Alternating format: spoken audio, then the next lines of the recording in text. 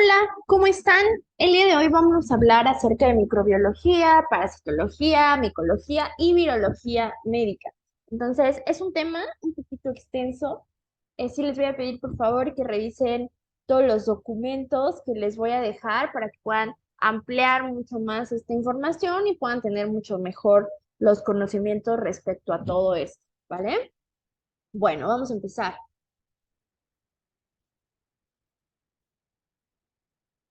Vamos a hablar el día de hoy acerca de esta definición, acerca de la microbiología. Siempre que nosotros hablamos de este tema, hay que estar totalmente conscientes que es el estudio de los organismos microscópicos. Viene de raíces griegas, que significa micros pequeño, y logos, que significa estudio. Esta rama es fundamental en la biología y la medicina por el estudio en el comportamiento, reacciones y defensa con los diferentes microorganismos que afectan a los organismos biológicos. Es una rama que nos va a ayudar a integrar la biología y se va a enfocar principalmente en el estudio de los microorganismos, los va a clasificar, los va a describir, los va a distribuir y los va a analizar completamente todas sus formas de vida, incluso su funcionamiento. En el caso de agentes patógenos, se estudia su forma de infección y los mecanismos para su eliminación. Ahora vamos a hablar acerca de los microbios, que es algo que normalmente escuchamos mucho. Cuando hablamos de un microbio es todo aquel ser que solo puede observarse mediante un microscopio, de ahí viene el nombre de microbio, porque solamente podemos verlo a través de un microscopio. Y pueden ser de carácter unicelular o pluricelular, es decir, que pueden tener muchas o solamente una célula. Desde los primeros estudios formales en microbiología hace 300 años, se estima que aproximadamente solo se ha estudiado el 1% de los microorganismos en el mundo. Entonces es súper poquito, nos falta todavía descubrir muchísimos microorganismos que podemos encontrar de diferentes fuentes. Podemos encontrar microorganismos en alimentos, en combustibles, en textiles, en fármacos incluso. Entonces, pues todavía estamos en pañales y es algo que vamos a ir avanzando poco a poco. Cuando nosotros hablamos de los microorganismos que estudia todo esto, va a utilizar o va a estudiar las células procariotas y las células eucariotas que nosotros ya hemos visto anteriormente. Va a estudiar los hongos, los virus, las bacterias y todos estos microorganismos patógenos, ¿no? Pueden ser protozoos, virus, infinidad de cosas. Es bien importante que nosotros recordemos la diferencia entre una célula procariota y una célula eucariota. Es lo más importante que nosotros tenemos que saber. La diferencia entre una célula eh, procariota y una eucariota. ¿Sale? Vamos a empezar con la procariota. Una célula procariota no presenta un núcleo, incluso nosotros podemos verlo, este núcleo no está delimitado por una membrana. Entonces, ese es uno de los puntos que tenemos que considerar, ¿sale? Como una de las diferencias entre una célula procariota y una célula eucariota. Y nosotros podemos observarlo. Déjenme colocar aquí un poquito mi marcador. Como aquí en la eucariota sí tenemos un núcleo delimitado y aquí no tenemos ese núcleo delimitado, ¿sale? En este caso, la procariota normalmente va a tener algunas estructuras diferentes. Si ustedes pueden observarlo, llega a tener plásmidos, llega a tener pared celular. Aquí también encontramos la pared o la membrana celular en este caso. O sea, sí hay algunas diferencias notables, ¿sale? Normalmente la célula eucariota, que es la que tenemos aquí abajo, es más grande. Algunas referencias nos dicen que aproximadamente es mayor a 10 micrómetros que la célula procariota, ¿sale? En la caso de la composición, la célula procariota no cuenta con este núcleo que les dije, no tiene mitocondrias, no tiene cloroplastos y no tiene algunos citoesqueletos, que es importante que nosotros lo tengamos presente. A diferencia del eucariota, que sí tiene núcleo celular, tiene mitocondrias, que nosotros podemos encontrar aquí las mitocondrias, ¿sale? Gracias a ellas nosotros podemos generar energía. La célula eucariota también tiene una reproducción sexual y asexual, en este caso. Y la procariota solamente tiene una reproducción asexual. Las formas de la célula procariota normalmente es la forma de bastón, que es la que lo pueden ver aquí, o esférica en espiral, también llega a darse, y la eucariota pues puede ser de formas variadas. Normalmente, si hablamos de su división, una célula eucariota, que es la que tenemos aquí, es por mitosis y meiosis. Espero recuerden un poquito acerca de sus clases de la prepa. Y en el caso de la procariota, pues estamos hablando que es por fisión binaria, ¿sale? Para que lo tengamos presente, ¿vale? Estas pequeñas similitudes y estos pequeños recordatorios de algo que pues, ya lo revisamos. Ahora, seguimos avanzando, ya que ya sabemos estas cosas básicas. Las ramas de la microbiología normalmente es la parasitología, que se va a enfocar en el estudio del parasitismo, para incluir los parásitos, por ejemplo, los helmintos, los protozoos y los artrópodos. Vamos a encontrar la bacteriología, que se dedica a estudiar las bacterias y las enfermedades que se generan, la micología, que se aboca en el estudio de los hongos, y la virología, que estudia los virus, los clasifica y va a ir analizando su evolución, su estructura, ¿sale? La manera en que infectan, la manera en que se albergan en las células, la manera en que están presentes, ¿sale? Entonces eso es importante, ¿vale? Es importante que nosotros apartemos los diferentes estudios de de las células, ¿sale? Y de todas estas ramas de la microbiología. Ahora vamos a hablar acerca de la inmunología, que también es otra rama, donde se va a estudiar la medicina, los procesos biológicos de un microorganismo, de un organismo, frente a agentes patógenos, que pueden ser desde un tóxico, desde un antígeno, ¿sale? Todos estos procesos de un organismo frente a algún agente que está ocasionando algún daño. También tenemos a la epidemiología, que es la ciencia que estudia la distribución, aparición y evolución de las enfermedades presentes en determinadas poblaciones humanas, ¿vale? Y encontramos también a la patología, que es la ciencia que estudia y analiza, es, que estudia y analiza las diferentes enfermedades, ¿sale? Sí, a veces es importante porque a veces cambiamos los diferentes conceptos y pues es algo que no debemos de hacer.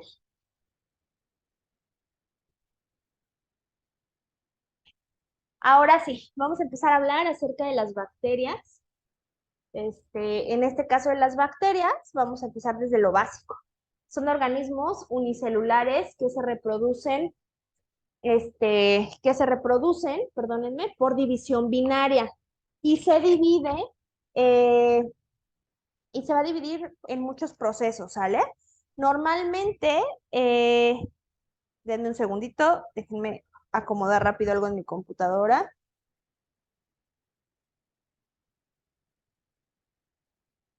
Denme un segundo. Ok, ahora sí, perdónenme.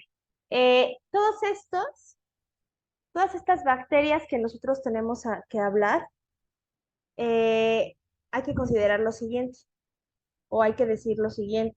Los protistas, los hongos y las algas que se organizan de forma unicelular, multicelular o en colonias, em, algunos también poseen células eucariotas. Esto lo tenemos que saber para no estar confundiéndolo antes de que empecemos a hablar acerca de las bacterias, ¿sale? O sea, es como un apartado para que estemos en la misma sintonía ahorita que empecemos a hablar acerca de las bacterias, ¿vale?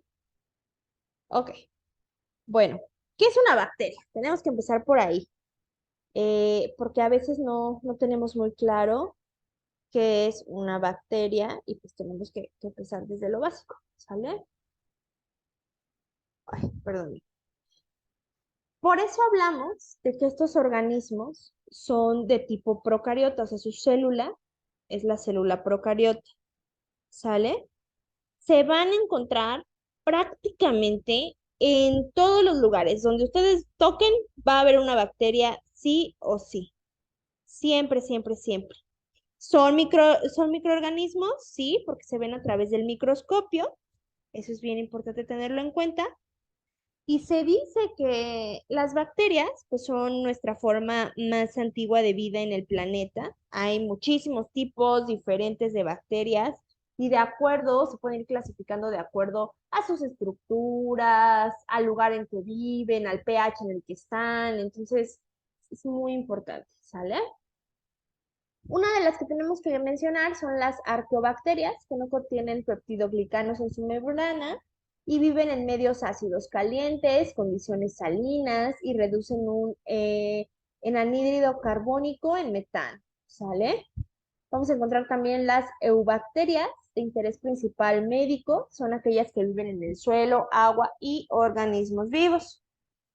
Sus organelos no están delimitados, carecen de membrana nuclear y su material genético es cíclico. De tamaño mucho más pequeño que las células eucariotas, su ADN es cíclico y replicable. Tiene una reproducción asexuada por fusión binaria y varían de tamaño entre 0.5 hasta 4 micras. Vamos a encontrar esta clasificación según de la rigidez de su pared o por su forma. En este caso, los cocos, como ustedes pueden ver, esas pequeñas bolitas, que se les llaman así porque son esféricos, son ovalados. Los bacilos, que son cilíndricos, aquí los podemos ver, o ligeramente curvos, y ya de ahí pues ya se va clasificando, ¿no? Y las espiroquetas o espirilos, que como su nombre lo dice, son espirales. Y entonces, solitos son cocos, ya cuando es un número mayor, es streptococos, estafilococos, pues ya es muchísimo más. Bacilos, diplobacilos de dos, streptobacilos, también lo vamos a encontrar, ¿no? Y estos que entran como en esta fusión de los cocobacilos. Y los espirilos es una espiroqueta, mírenla, y estos son unos vibriones, como si estuviera cortada en fragmentos esa pequeña espiroqueta. De acuerdo a lo que se observa en el microscopio, pues es como se le va a dar esta clasificación a estas bacterias. Nosotros vamos a encontrar esta clasificación que me gusta mucho. Esta es la clasificación según su forma, que es la que acabamos de ver, cocos, bacilos, espirilos y vibriones. Tipos según la pared celular, que encontramos las gram positivas y las gram negativas. Eso es de acuerdo a la pared celular de la bacteria. Y de acuerdo a su nutrición, esto está muy interesante. Las bacterias fotótrofas necesitan luz para su nutrición. Las quimiótrofas, perdón, procesos de oxidorreducción, ¿sale? Las litótrofas utilizan sustratos minerales. Las organótrofas, sustratos orgánicos.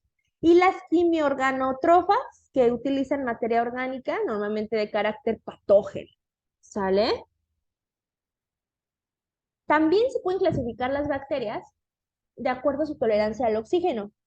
Por ejemplo, las aeróbicas necesitan oxígeno. Las anaeróbicas pueden estar sin oxígeno, no necesitan oxígeno. Si nosotros queremos clasificarlas todavía más, de acuerdo a este punto de la tolerancia de oxígeno, las estrictas toleran menor o igual al 0.2 al 0.5%. Las moderadas toleran del 0.2 al 2.8%. Y los anaerobios aerotolerantes toleran el oxígeno atmosférico por tiempo limitado. Y encontramos estas bacterias que pues, se han dado gracias a que muchas personas no siguen sus tratamientos correctos en los antibióticos, estas mutaciones, pueden vivir con o sin presencia de oxígeno. Es como una adaptación de las bacterias a todo eso. Hablamos de las gram positivas, gram negativas. Una característica, bueno, esto es por su tinción. Las gram positivas tienen una capa gruesa de peptidoglicanos, acuérdense, son azúcar y péptidos, y tienen gran cantidad de ácido teoicoico, ¿sale? Este ácido teoicoico lo podemos encontrar también en algunas otras algunos otros componentes, ¿sale? Porque son un tipo de polímeros que nosotros podemos encontrar. Y este ácido es justamente el que le va a dar esta carga negativa, por decirlo así, o positiva a estos componentes, ¿sale? El caso del gram negativa tiene una capa delgada de peptidoglicanos, tiene una capa intermedia unida por lipoproteínas. Acuérdense que las lipoproteínas tienen grasa y tienen proteínas. Y justamente nos habla aquí que está formada por fosfolípidos, estos lípidos que se encuentran normalmente en las membranas celulares, que son los encargados de que se pueda entrar o no pueda entrar algo a esa célula. Así es como nosotros podemos ver la diferencia entre una gram positiva y una gram negativa. Si nosotros nos regresamos un poco aquí, acuérdense que en la gram negativa estamos hablando de los fosfolípidos. Aquí es como lo podemos ver, ¿sale? Aquí podemos encontrar las membranas de proteína, aquí encontramos los fosfolípidos que nos funcionan como estas barreras, ¿sale? Todos estos son fosfolípidos, todos estos, ¿sale? Son fosfolípidos. Podemos encontrar proteínas, podemos encontrar lipoproteínas, infinidad. En el caso de la gram positiva, pues solamente encontramos algunos tipos de ácidos, encontramos membranas de proteína, pues encontramos diferentes, ¿no? Y aquí está el ácido teoico que les estaba diciendo hace rato, aquí lo podemos encontrar. Que gracias a este ácido nosotros podemos ver cuando se tiñe todo esto a la hora de revisarlo a nivel de un microscopio. La estructura de una bacteria, bueno, estructuras permanentes es el material genético, los ribosomas, la membrana y la pared celular. Las estructuras variables encontramos los flagelos, las fimbrias o fimbrillas, la cápsula y los esporos. Hay sitios de transporte para nutrientes que intervienen en la relación huésped-parásito. Y eso es blanco de las diferentes reacciones del sistema inmunológico y puede contener diferentes y múltiples estructuras tóxicas para el huésped, es decir, para la persona que está enfermando o el animal o lo que sea, la bacteria.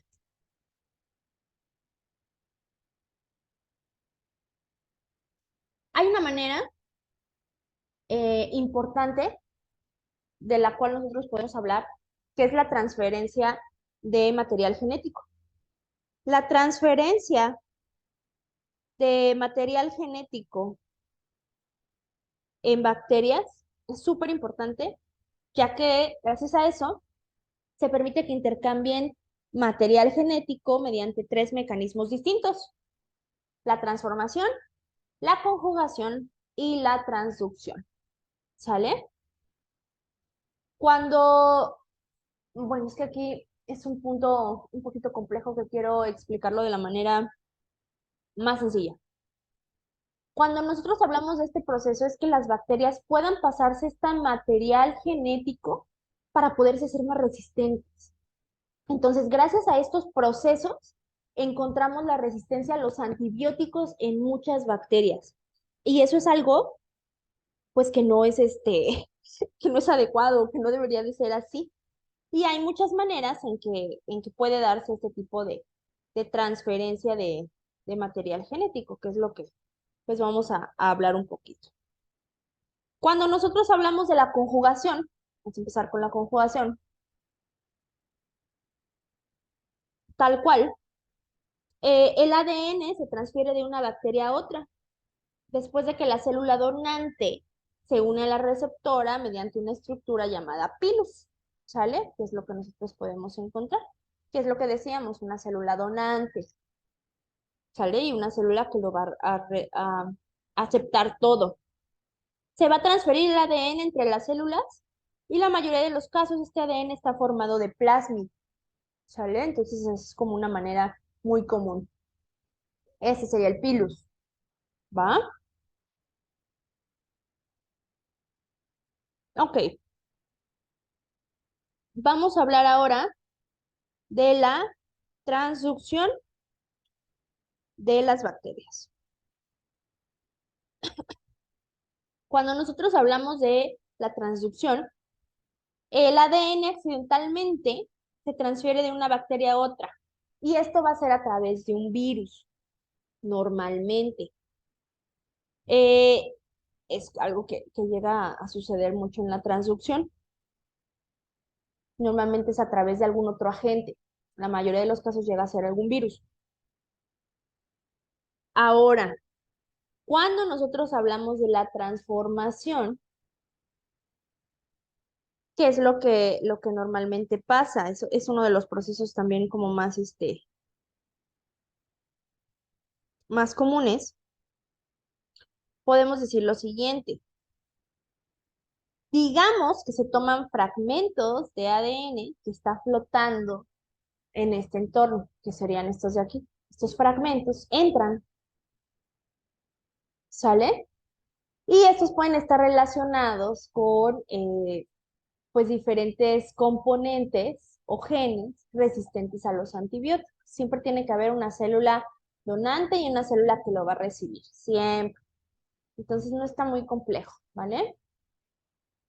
Las bacterias más frecuentes y las lesiones más frecuentes. Esto está muy interesante y me gusta mucho usar estas tablas porque nos dice, por ejemplo, absceso cutáneo, celulitis, no sé, infección necrosante, y nos dice cuáles son las principales bacterias que pueden estar relacionadas con eso y cuáles serían las menos frecuentes. Pero obviamente, pues ya se tiene que revisar más a profundidad, toda la sintomatología, análisis, todo para saber con exactitud.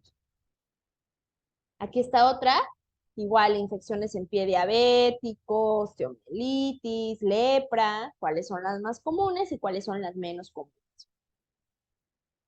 Ahora sí, vámonos a la parte de los virus, ¿sale? Que los virus también son un tema. Los virus son partículas infecciosas de muy pequeños tamaños, son constituidas solo por material genético.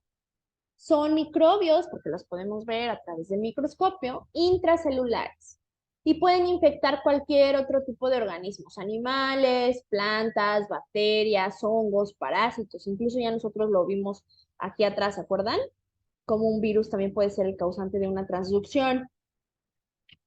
Ahora, eh, ¿cómo lo podemos definir? Bueno, viene del latín virus, que significa toxina o veneno. Son compuestos puramente de material genético. Pueden o no tener una capa protectora denominada cápside y algunos pueden tener una segunda capa llamada envoltura. ¿Sale? Entonces, pues ya va a depender del tipo de virus que nosotros tengamos. Pueden encontrar diferentes formas, por ejemplo, el helicoidal está en forma de hélice con una cavidad central hueca en donde se aloja el material genético. Icosaédrica, que casi son esféricos, simétricos, son los más abundantes de todos los que infectan a los animales. Envoltura, que estos virus poseen una envoltura de lípidos que extraen de la misma membrana celular de sus víctimas y esa misma capa la utilizan para inocular su material genético dentro de la célula. Inocular es como meter, depositar, ¿sale? Complejos, que son los virus con formas, como su nombre lo dice, mucho más complejas. Y obviamente pueden ser a medias icosaédricos, helicoidales, incluso tener estructuras adicionales como colas de proteínas y en muchos casos, pues estas colas llegan a tener un uso como tipo modo jeringa para poder inyectar a las células ese material genético del virus, como si fuera un escorpión o algo así. Estos son algunos ejemplos de las formas icosaédrica, helicoidal y compleja, y así es como podemos observarlos también en imágenes en microscopio para que pues tengan una idea acerca de estos virus. También vamos a encontrar virus desnudos, que solo son un tipo de ácido nucleico envuelto por una cápside. Acuérdense que esta es la cápside, ¿sale? Esta de aquí, esta de aquí, ¿sale? Sus proteínas de superficie están dispuestas y ensambladas en patrones geométricos. Tienen ensambles en el ambiente y condiciones adversas, así como medios ácidos y detergentes, y se transmiten mediante formas y pueden sobrevivir en el tubo digestivo y aguas residuales. Imagínense qué asco por las aguas residuales. Ahora, virus cubiertos poseen una envoltura glicoproteica, o sea, tiene azúcares, principalmente glucosa, y proteínas, cuya función es la fijación y reconocimiento de receptores celulares de membrana. Llegan a ser susceptibles a los diferentes cambios en el ambiente y no pueden sobrevivir mucho tiempo en medios ácidos, detergentes y en el tubo digestivo. Se propagan mediante gotitas respiratorias y secreciones o sangre. Por eso es bien importante, pues, cuidar todos los vómitos.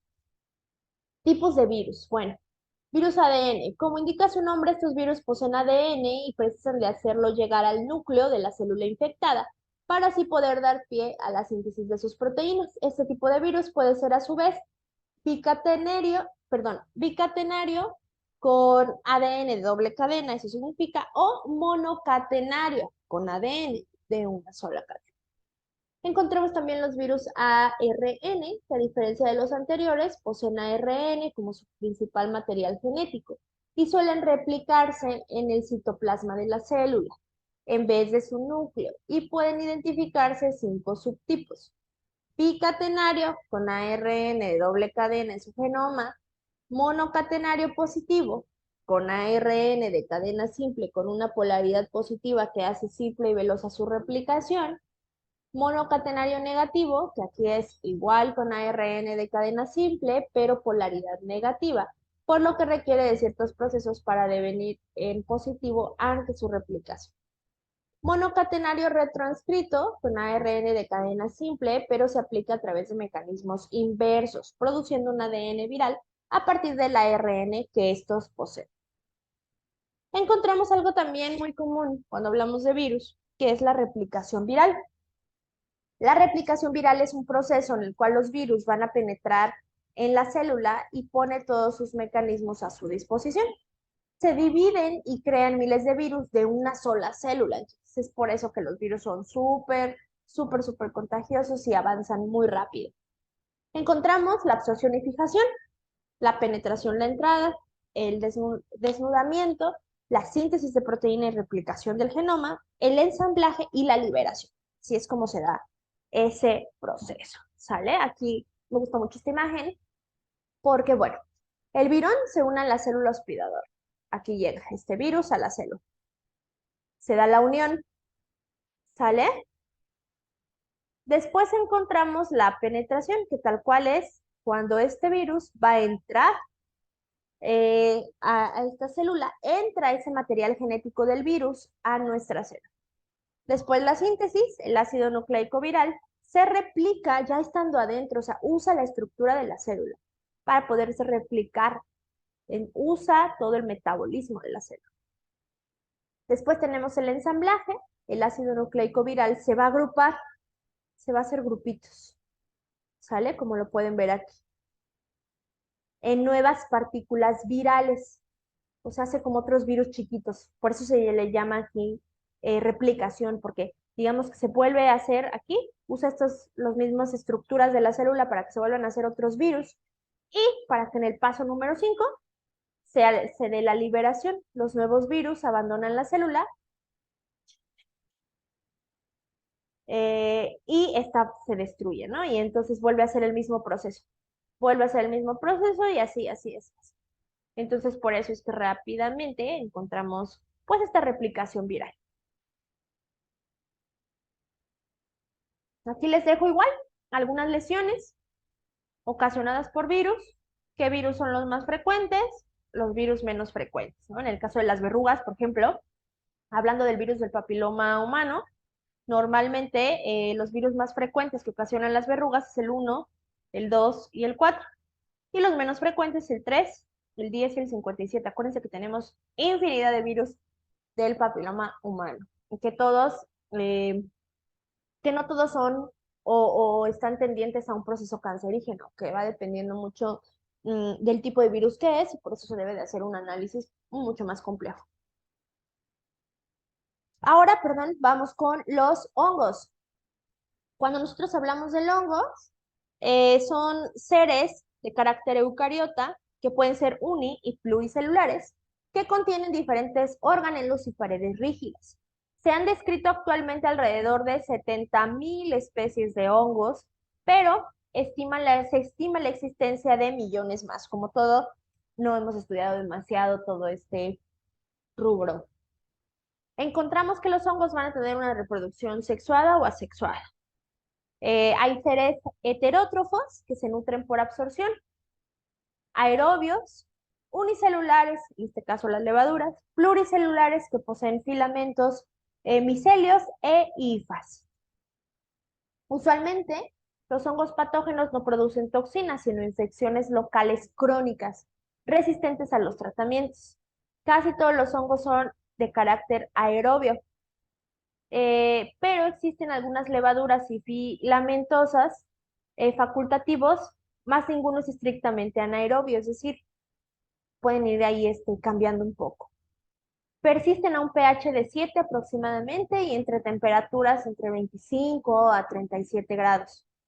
Normalmente los hongos van a preferir ambientes húmedos, pero sus esporas pueden soportar ambientes secos. Entonces, muchas veces el problema de la eliminación de los hongos es que sus esporas son súper resistentes. Lo más difícil de eliminar es una espora. Encontramos diferentes tipos. Saprófitos que obtienen su alimento de materia orgánica en descomposición. Pueden ser plantas, pueden ser animales, pueden ser diferentes componentes. Parásitos se alimentan de otro ser vivo. Encontramos los macromicetos, que son setas con tallo y sombrero. Encontramos los micromicetos de tamaño microscópico. Y encontramos su mecanismo de transmisión. Normalmente llega a ser cutánea, contacto directo o por vía indirecta mediante prendas y heridas abiertas. Eso es bien común, por eso no debemos de compartir prendas. Eso es bien importante. Por la inhalación, gracias a las esporas, ingestión o vía parenteral, también es lo más común. Enfermedades micóticas, bueno, encontramos las internas que afectan estructuras no queratinizadas, las profundas, donde encontramos vísceras y órganos internos, las subcutáneas, donde encontramos tejido tegumentario, que pueden llegar hasta tejido óseo, y las externas que afectan estructuras queratinizadas. Entonces, ojo ahí, aquí por ejemplo entrarían las uñas. Encontramos también esta tablita donde son los hongos más frecuentes, por ejemplo, Candida albicans, que nos da la candidiasis, y qué hongos son los menos frecuentes, ¿sale? No sé, la dermatomicosis, igual sus hongos más frecuentes, los menos frecuentes. Onicomicosis, que también es de los más comunes y los menos comunes, ¿sale?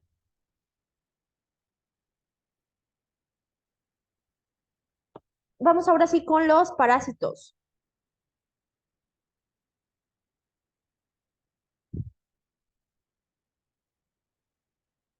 Bueno,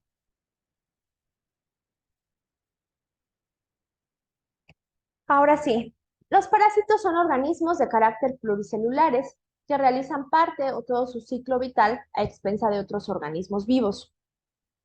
Un parásito depende totalmente de otro organismo vivo. Usualmente es de otra especie y una especie obviamente mucho más grande que ese parásito. Tipos de parásitos. Podemos encontrar los monoxenos que solo requieren una especie para cumplir su ciclo vital y los heteroexenos que necesitan alojarse en varias especies para cumplir su ciclo de vida. Entonces, vamos a revisar. Los 6 parásitos más frecuentes vamos a encontrar a la pulga, que en este caso, pues normalmente su ser vivo, pues llegan a ser los perros, ¿no? En algunos casos, o algunos animales. Las garrapatas, que pueden ir desde personas hasta algunos animales. Gusanos del corazón, así es como se llaman. Ascaris, anquilostomas y tricúridos, ¿sale? Es como los podemos encontrar, ¿vale? Esos son como de los más comunes que nosotros encontramos. Ok. Ahora, se pueden clasificar según el huésped. Se clasifican como facultativo, si el huésped es de vida libre, capaz de vivir parasitariamente si se dan las condiciones apropiadas. Obligado si el parasitismo innecesario para supervivencia. Y temporario, transitorio, si solamente es por algún momento. Usualmente las infecciones parasitarias están asociadas a condiciones de higiene y saneamiento inadecuado, presentes con más frecuencias en zonas tropicales y subtropicales por el clima, pero si nosotros no tenemos como estas, ¿cómo decirlo?, características de higiene y no tenemos, pues bien cimentado, desde un lavado de manos hasta un lavado de todas las zonas de la casa, por ejemplo, de los más comunes donde encontramos parásitos, pues llega a ser el baño, ¿no? El comer con las manos sucias, el tener problemas en el cuerpo, o sea, suciedad, infecciones constantes por algún otro microorganismo, pues también va a estar muy asociado con la presencia de estos componentes como son los parásitos. También se puede dar por la contaminación cruzada y créanme que me atrevería a decir que es de las cosas más comunes el no tener como esta educación en cuanto a cómo deben de cortarse los alimentos, con qué sí se pueden combinar y con qué no se pueden combinar. Todo eso tiene mucho que ver, entonces hay que tenerlo muy presente, ¿no? El simple hecho de utilizar o no lavarnos las manos, o el instrumental no se desinfecta de manera adecuada, o se esteriliza antes de volverlo a utilizar con otro paciente, bueno, desde ahí, ¿no? Si partimos alimentos crudos en tablas donde ese alimento a lo mejor no se va a cocinar y es, por ejemplo, un pollo crudo y después partimos la lechuga cruda ahí, estamos hablando de una contaminación cruzada. Entonces, híjole, pueden ser parásitos, pueden ser bacterias, pueden ser diferentes componentes que se pueden dar en ese momento. Por eso es bien importante conocer este término, asepsia y antisepsia. Cuando hablamos de la asepsia, consiste en la conservación de la esterilidad en todo momento de este material de curación o bienes de consumo, incluso todos los dispositivos médicos que estemos utilizando. Antisepsia con, tiene que ver con este tipo de aplicación de un antiséptico en la piel o mucosas o lo que se vaya a utilizar para disminuir la concentración bacteriana, justo antes del procedimiento invasivo o quirúrgico. La amplitud y extensión de la antisepsia depende de la región anatómica. Esto es bien importante. Entonces, asepsia, conservo esa esterilidad de mis materiales. Antisepsia, coloco algún antiséptico en la piel antes de empezar algún procedimiento. ¿Sale? También debo tener conciencia de lo que es la desinfección y de lo que es la esterilización. La desinfección es el proceso de destrucción de todos los microorganismos patógenos eh, en este lugar, excepto de las formas de resistencia o que evita su desarrollo. Se realiza en objetos inanimados, no en tejidos vivos, y se puede realizar por métodos químicos o físicos. Son ejemplos de desinfección de equipos médicos, suelos o superficies. Esterilización ya es el proceso de una destrucción y eliminación de todas las formas de vida microbiana, incluidas las esporas, que acuérdense que quedamos que son de las más difíciles, ya sea mediante métodos físicos o químicos. ¿Sale? Listo. Eso es todo por el día de hoy. Es importante que ustedes pues estén pendientes de los diferentes